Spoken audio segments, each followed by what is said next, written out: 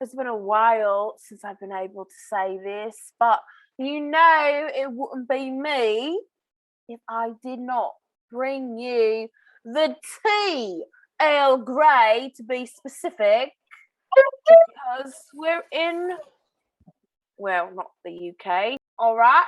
Okay, so, we've been having all this talk with Erica and Tom Girardi. We tired of it. We over it. Let's move the hell on. Bethany Frankel said, hold up. Let me just spill some tea for y'all. So Bethany on her podcast decided to spill the tea about how basically whatever they said Tom did, he did that shit. So apparently her ex-boyfriend and deceased lover, Dennis was his name, right? Mm-hmm. Had some deals working with Tom, or his company worked with lawyers or something like that. And basically Dennis said Tom owes a lot of people a lot of money. Yeah. And the reason why I believe Bethany is because you can call Bethany a lot of things, but I don't think Bethany's a liar. When has she ever lied? If anything, she said too much at times. Okay. She's over explained. Right. Okay. And honestly, I'm the person that over explains. So I'm a Bethany at times. I don't think that she don't have any reason to lie. And I read the article. Okay. It's out there. She has a podcast. She speaks on this. Go give her a stream. Podcast to the podcast, support, whatever. And I feel like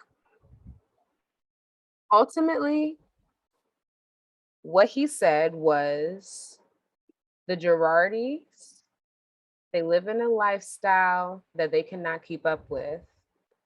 It doesn't make sense. He owes a lot of people a whole lot of money. I'm looking at the bill. I don't think he also had any reason to lie to Bethany. Like, for what point? That also, I like to point out, Bethany's a Scorpio. Also remember, Bethany's a Scorp. She don't got no reason to lie. Bethany's a Scorpio, but also Dennis has been deceased for a few years. So he was saying this stuff before any of this stuff was publicized to us. What clout would he have to gain? What would he have to, to gain and move forward by telling Bethany this information? All he simply said at the time was, they don't got like that. Which, I mean, how many times? Real. Okay, right. Bethany also said that a lot of these housewives that get on the show and are broadcasting how much money they have and how much money they spend, more importantly, they don't really have it like that. That's a thing, but also think about just like even bringing it down to our level where it's just like, the people amongst your circle or that associate with your circle that like come out and flex. They drop this on that. They drop that on this. And we know very well he ain't got like that. That wasn't a smart decision. You probably should have invested that, my mans. But you ultimately know in your inner circle, you're probably saying it maybe on in your pillow talk to your partner, like, he ain't got like that. I don't know why he did that. You can invest in whatever you want to invest in as long as you don't owe anybody any money, including the government, victims, and people that have worked for you. And Tom Girardi happens to owe all three. So there's that. Yeah. Well, honestly, I'm tired of talking about Erica. Girl.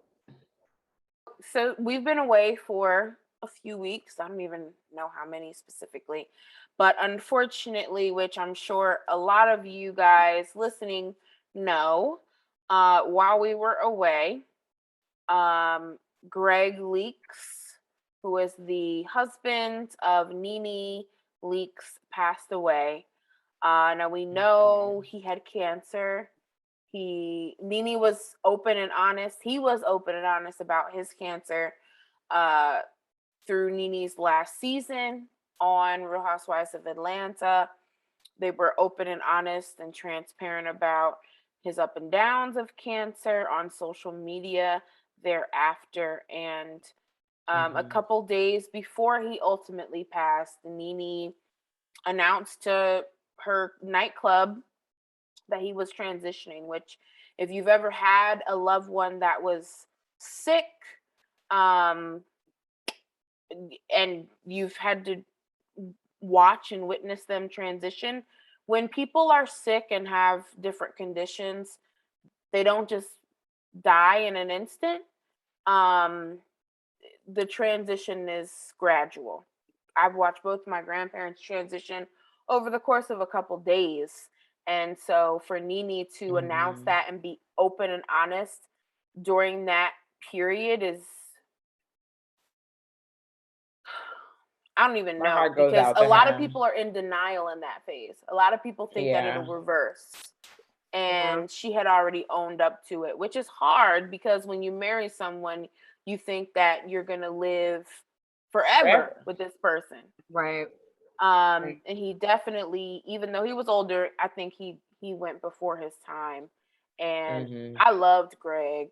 I think he was one of the sweetest, most genuine husbands that we have ever seen on the Real Housewives franchise. So our thoughts and our prayers are with Nene and all of their kids. Then they have like, I think combined, they had like 9-10 kids, right? A tribe of children. They got a tribe. Yeah. They definitely have their own little tribe.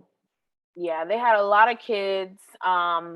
Gregg had a lot of kids from previous relationships. And so our thoughts and our prayers are with all of them. And Gregg, you will be missed. I mean, you've already been missed on the show because Nene hasn't been on for a couple seasons. But I was looking over some of Gregg's most famous moments, and he always brought this sense of wisdom, but also a sense of like, he just was so familiar to so many people. He was just very calm. Like that, like very even calm spirit. Like we never met him, but he always just felt so familiar when he was speaking to you. You know what I mean? Like speaking on the show, he was so funny. He was so down to earth, so relatable. So that was really sad. Honestly. That was definitely hard news to hear. We gotta normalize just telling our friends that we love them more and not making it weird. Right. Because you just never know. And you also like you never know when someone's gonna leave, but you also never know what they're going through while they're here. That's it. But our hearts really, really do go out to the Leakes family because Gregg was the patriarch of that family and meant so much to so many people. So that was definitely sad to hear. Keeping it in Atlanta, real quick, I want to talk about, I've been seeing this post on the Shade Room and Baller Alert, all these pages. So somebody went to one of Kandi Burruss's, what's her hyphenated last name? What's Ty's last name? Rucker. Did she hyphenate? I don't know. Anyway, somebody was at one of Kandi's restaurants, and I think it was the new one, Blaze. And what happened? They posted a picture of their receipt where they had ordered 2 Hennessy's on the rocks. So the charge was for 2 Hennessy's. I think the Hennessy's were $15, and then on the rocks, which were $4 each. And people are saying, Kandi, why would you charge someone for ice? The comments were, oh, that ice better be made of holy water. That ice better be alkaline water and, have all these healing components. Let me tell you guys something. And I've been answering this for a lot of people on social media over the last couple of weeks. As someone who worked in restaurants and bars for over 10 years, when you go to an establishment and you order liquor on the rocks, On the rocks signifies to the bartender that you don't want a cocktail. You want straight liquor. So they're going to give you a heavier pour. So whereas you would have, let's say, maybe an ounce of Hennessy if you were getting a Hennessy cocktail, if you get it on the rocks, you might be getting 2-3 ounces. And that's what they're charging you for. She's not charging you for ice. She's charging you for the additional liquor. So I just want to clarify well, I feel like here. then they need to see. So here's the thing. Then don't put a dollar amount by the ice. Put that on the Hennessy thing. Agreed. Because I'm gonna tell you one thing. She did. It's no. It's like an outline. It says Hennessy, and then there's an indent under Hennessy that says rocks. And if it was ice, like if you go to any place that uses a POS system, if you get ice in a drink, it's gonna say ice. If you get a lemonade without ice, I'm just making sure there was no dollar amount next to the ice. But they don't know that rocks in bar terms means you're getting a heavier pour of liquor. So now the internet is tearing our girl Candy to shreds, thinking that she's in her bar charging people for ice. And it's like, no, girl, we can't. It was frustrating to see this posted everywhere. And I'm thinking, like, there were actually, so I was on one of the posts, and a coworker that I used to work with was underneath, like, arguing with everyone, like, if you've ever worked in a restaurant or a bar, you know that when you get something on the rocks, price? I'm not understanding. They're mad that are you mad? You're just mad because the word rocks is on the receipt? I can't understand. Their platform is what they're trying to tell people. They're trying to tell the internet that Candy is charging people for ice. But it doesn't matter what, because like I do sometimes put light ice in my Chick-fil-A. So on my receipt for Chick-fil-A, it'll say light ice. So I'm not understand. I wouldn't be like Chick-fil-A charging me for light ice. No, it's just on the receipt. But they're mad because it says rocks and then it's $4 per drink. And so they're trying to say, damn, Candy, you charging people for ice? And it's like, no, she's charging you for the extra liquor you got. Maybe I need to see the receipt because I'm really not understanding. Basically what these people did is they looked at their receipt, saw the extra charge of $4 and some change per drink, and they got upset and started acting shifty, thinking that the charge was for ice. If you broke, just say that. Why are you going out to a restaurant ordering Hennessy? You need to go get a bottle and you drink at home. You doing all that. I'm so sorry. I can't even understand. You're penny pinching, and the simple fact is you got a double shot. You didn't just get one shot, so get over it. The double shot costs more. You asked for your drink on the rocks because you wanted more liquor. That's more. That's the reason why you order it. And also, they usually get, especially you get dark liquor, they usually give it to you with a sphere. Well, depending on where you're going. In her restaurant, depends on where you're going. Nice. And they fill it up. Girl, this is. I believe that Candy's. I'm looking at the receipt. Establishment gave them basically a double shot, and these people read the receipt. Okay, like, you answered my question. You answered my question. Okay. Yes. Okay. So there was a dollar amount on the rocks. I can see that. Okay. Now it makes sense because how I was saying before, it made 0 sense. I guess if you're drunk, you know. Talking about drunk people. Like the bill is the bill. No, because it literally does say 2 Hennessy, $30, and then right under it says 2 rocks. And right next to that is $4. So I could see how someone would gather. Maybe she's charging for ice, but like, I feel like she should have someone go into her system. This is what I told Crazy About Bravo, because they had posted the receipt, and I said, when I was serving, if somebody ordered something on the rocks, I was trained to always say, that'll be $2 extra. That'll be $3 extra. And then they would ask why. And I say, well, because we're going to give you a heavier pour because you're not going to get a cocktail. And never, even when I was working at the cheapest of places, Warm Daddies, people would never have a problem. And if they did, they'd say, well, let me just get a shot.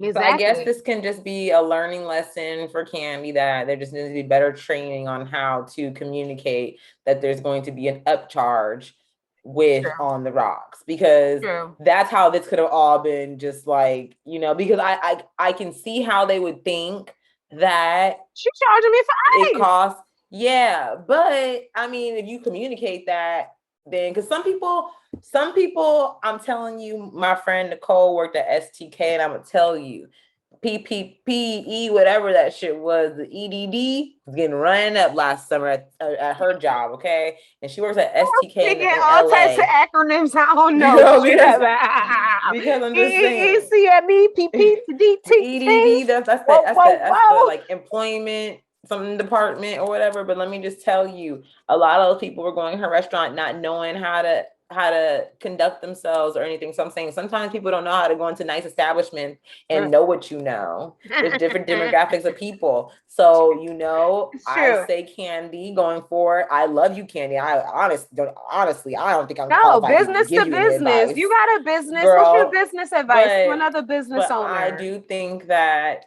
you should just, you know, train up your staff on like, hey, let these know that everything's extra, because they lost their damn minds and want to try to drag me through the mud in my business, in my establishment, when this is an easy fix. You just need to tell people, okay, On the Rocks, our establishment, it's $2 because we have a heavier pour, like you said, Devin. And I feel like, Devin, like you said, you worked at establishments, all types of establishments, and that was the norm. So I feel like that's the norm. It should just be communicated. Yeah. I think that's an easy resolution. And most people, when you tell them, like in my experience, most people, when you tell them they're gonna get more liquor, they don't have a problem. Like, oh, okay, more liquor, like it's cool. And if they do, like I said, they're gonna switch and say, can I just have a shot, or can I have it neat, or whatever.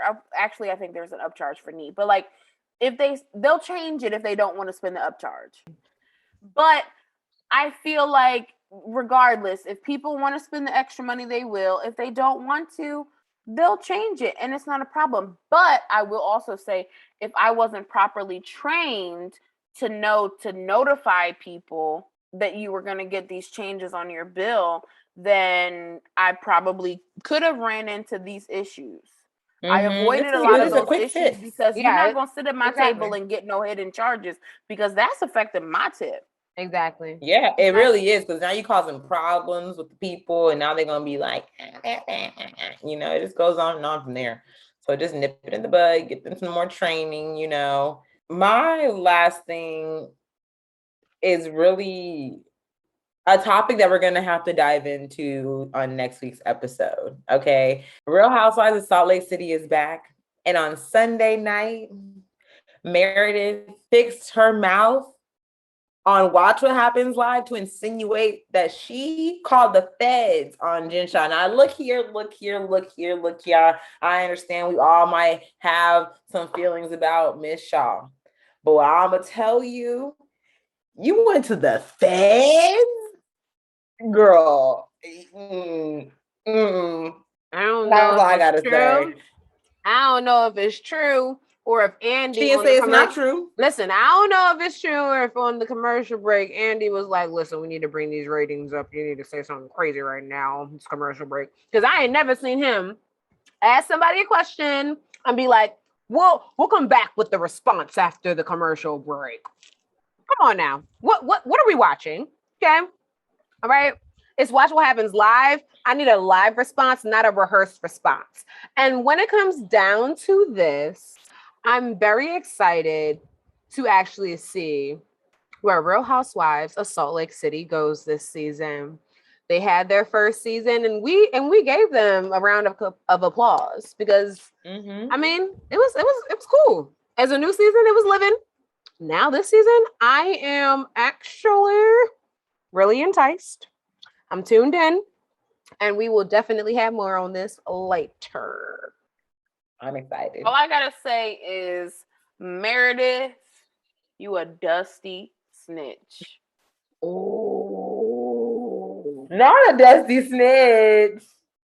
I mean, call it what you see. If it fits, it fits.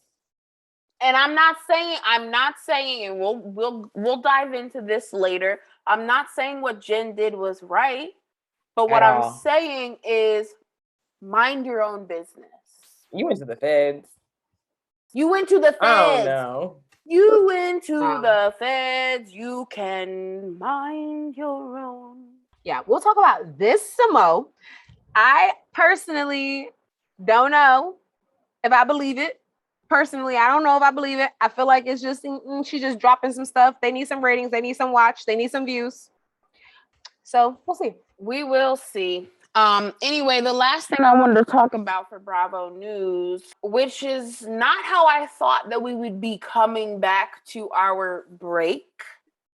I thought we would be coming back and talking about a Real Housewives of New York reunion.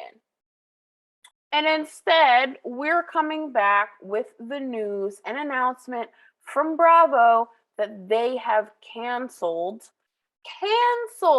not postponed or rescheduled, but canceled the Real Housewives of New York reunion. On the first season where they have not one, but two Black women, not one, but two racist white women on the cast. Went there. I did go there because Bravo went there first. Y'all wanted to air it. If you wanted to air it, let's talk. Okay. And that's right. Honestly, if you didn't want to deal with any of this, why air the whole season and then have people, especially Eboni?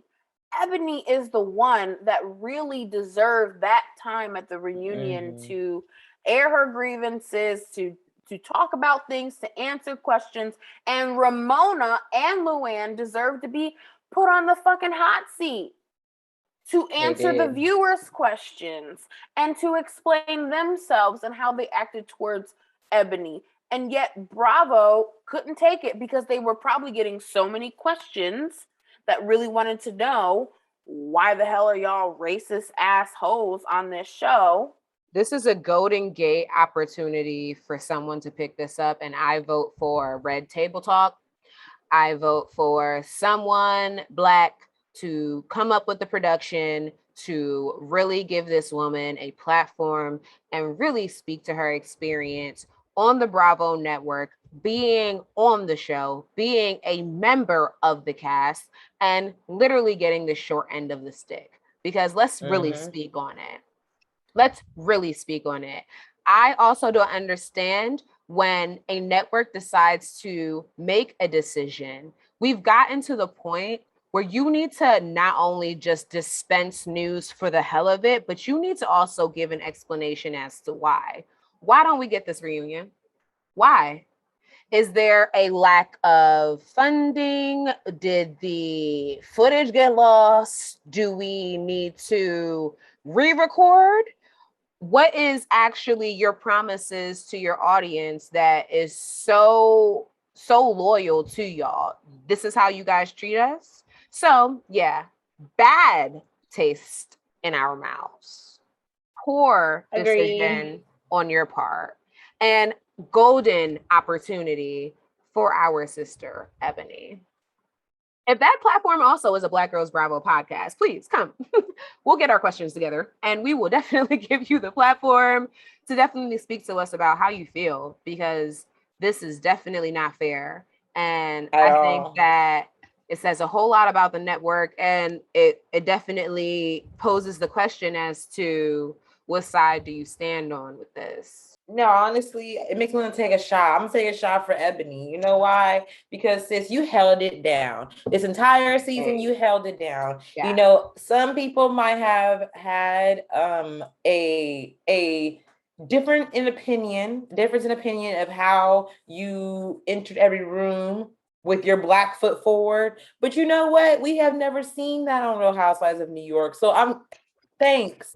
Thank you for doing your job. You understood the assignment. I understand to some Black people, it might have been like, oh, we already know this, but they don't. But they don't understand what you would have to do. And this is their show with their audience. Right. Exactly. So whatever executive brought Eboni to the table, thank you. I'm sorry you couldn't see it through. I know this reunion not happening. It was seen through because it's exposed now. I know this reunion not happening is definitely, there's something higher up going on. People are not seeing eye to eye. So whoever was fighting for Eboni to be at that table, thank you. You understood the assignment. But this just tells you who is working at Bravo giving us these shows, and they don't really, this to us says there's nobody at that table that's willing to say these people deserve an answer. These people deserve an explanation, and if there's not one given, these people will get closure as to why they had to see someone that looks like them be berated and mistreated for an entire season for the purpose of entertainment by these women that we have this loyalty to because of what?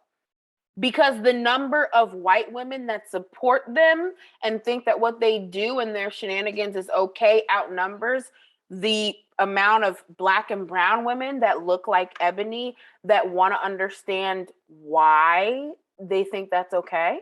They don't care because, like I said, the vast majority of these Bravo fans have always been white women that are okay with that stuff. I really think, let's be real. Black people were not watching Bravo before Real Housewives of Atlanta. No. And even then, we were only tuned into Real Housewives of Atlanta. That's it. So all of these other shows, we have watched these women be ignorant and racist. Yeah, I'm going to say it because, I know that that's the worst thing you can be called. But if anything, to me, if somebody calls you a racist, maybe you should do a little twirl. Self-reflection. Right. Twirl and self-reflection and find out, well, why does this person think this way? Which also, and I know we will come back to this, but watching Salt Lake City this week, it really annoyed me when Heather, instead of looking to see how she had played into the narrative of, maybe some things that you said could have been seen as racist, because they were turned that shit back on Jen. Because we gonna have to dissecting that in another one. Right. We'll talk about that another day, another time. But what I'm saying is Bravo, time and time again, and we've been rooting for them. There's so many Black people, Black creators, Black content creators. Come on now. Just people who have such a zest and a passion for Bravo and the shows that they put out and use that as their platform. And Bravo just says, it's kind of like a slap in the face. Even though we've never canceled a Real Housewives reunion before, we've allowed some cast members to not show up, like Lisa Vanderpump. She didn't show up to her last reunion. Well, why wouldn't they let Ramona do that if she didn't want to, fight whatever demons that she had from the season? Well, we can't do that because Ramona's going to be on, whatchamacallit, the damn vacation special. Oh, yeah. So she's really not even tripping about missing on this check, to be honest. This is just, it's just unfair to the audience that follows this platform. Because, there's some people that, really don't even watch OC, don't really watch Atlanta, don't watch, any other franchise, but, New York is their thing. And now you literally shortchange them with no explanation. That's just more than, I agree with you, sis. But more than that, think of how Eboni feels. Eboni is a whole nother bigger scope of conversation that we've always been aiming at, that Bravo, what's happening? You guys cannot be opening up the conversation and not engaging in what's happening. If you follow what the audience is responding to, you will obviously have to come up with some cards and speak to what the hell we're viewing. It doesn't make sense at all. There's definitely layers to that too. Why? And also, if you cancel that, what's the explanation too? And what are you doing in replacement of? Will these people have a platform now to come to some resolution? Because that's kind of the premise of the show a little bit. We expect for these women ultimately to come back next season, but we would have already known where they kind of left things off at by the reunion time. So now are you cutting off the Real Housewives of New York franchise? Because if that's the case, then you also owe everybody explanation to why that is. None of it makes sense, to be honest. It's not all adding up. Just like, it's not adding up. And again, like I said, it's a room for opportunity, because as we always mention, we're calling out the flaws. If a network want to talk to us, come hit us up in our DM at a Black Girl Bravo. But right. There's room for improvement. We've always been speaking to this. There's huge error in how they give these women a platform. There's huge error and how they publicize these women's lives and how they communicate with them and how they talk to them. And even like we talk back and forth in the chat all the time, but like even in you guys noticing that sometimes it looks like Andy's demeanor is off towards certain housewives here and there. One is his friend and one is not. And you can tell when he's interviewing people who he likes and who he doesn't. There is error here. There's room for improvement, because we know that the conversation that we truly need right now, which what they're airing, is not being held. And they're not being held accountable. I don't even know who to reach out to at this point to hold them accountable, because like we can ask, we can tweet, we can send the email, we have a podcast. As long as the vast majority of their audience does not care, they will not care. And that is something that, I mean, we've talked about off of the airways before, but I feel like we got to be real. A lot of Bravo's audience and fans are people that don't care about this stuff. A lot of the people that love Bravo are the same people that thought that this season of New York was boring, instead of what I thought was the most pivotal season that they could have if they continue filming after this. This season, to me, could really change the trajectory of where that franchise goes, where New York goes, incorporating people that really look like New York, as opposed to these washed up white women who have really, really biased and racist thoughts and opinions about people of color. Let's just call it what it is. It's crazy. But until the vast majority of Bravo fans are vocalizing that, and Bravo realizes that their money is shifting, the shit won't change. And unfortunately, this also speaks to like, well, dang, we're not really in a safe pool of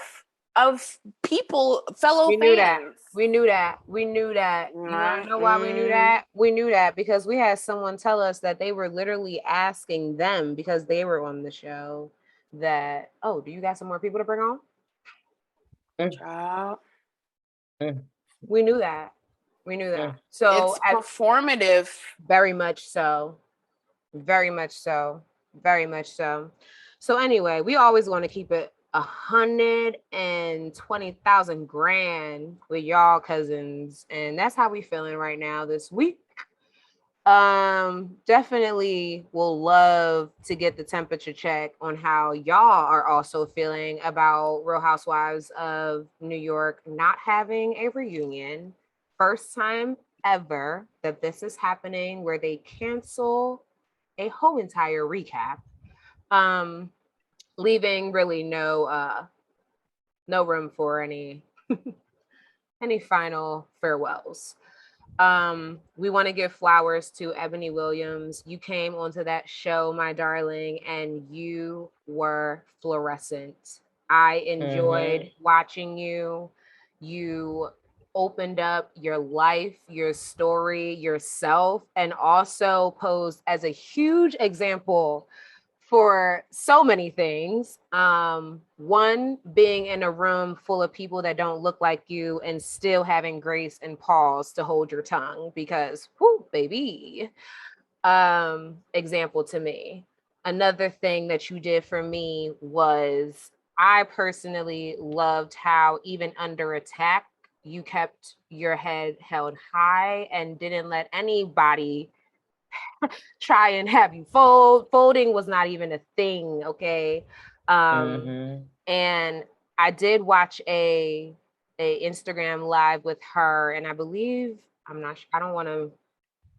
I don't want to mislabel this, but I watched her Instagram live and she basically spoke to the reason she was able to really hold face and like really not fold or like have any of this like reality TV stuff like get to her is that like she has a purpose and she moves in her purpose and she has grace and she has a divine grace that she knows is within her.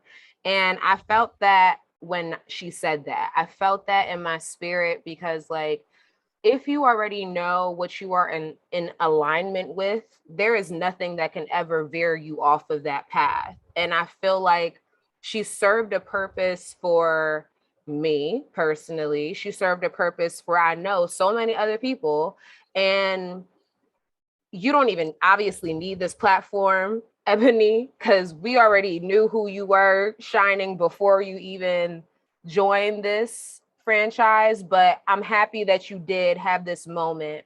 And it will forever be in history how gracefully you really shut shit down and kept it 100 and were true to yourself. And that right there is something I will always remember. So whether this is her start with this franchise or the end with this franchise, that's her decision for sure. But I enjoyed Eboni Williams joining this cast. I'm gonna leave it there. We can wrap up. I just wanted to say that on the track. No, I appreciate you saying that to her. Seriously.